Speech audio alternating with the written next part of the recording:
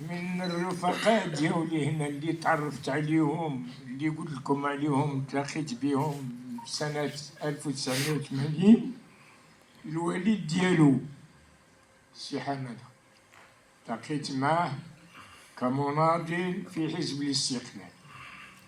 الرجل اللي يعني كما يقولوا ما عندوش المشاريع الى الامام، الرجل اللي اطر واحد المجموعه ديال الاستقلاليين، واللي رافقني في كتابه الفرع نتاع حزب الاستقلال، كان يعمل معايا في الكتابه نتاع حزب الاستقلال.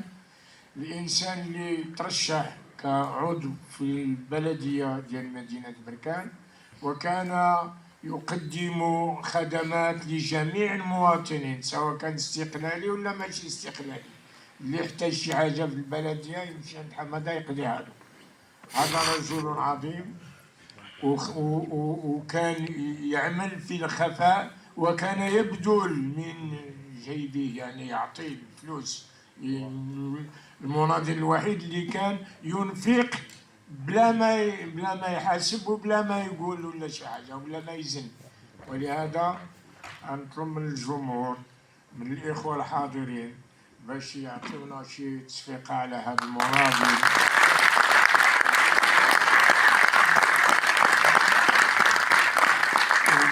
وكان التمس من السي حكيم باش يبلغ له هذه المساله، وقول له الاستاذ العمراني ما ينساكش، راك دائما في الذاكره، وشكرا.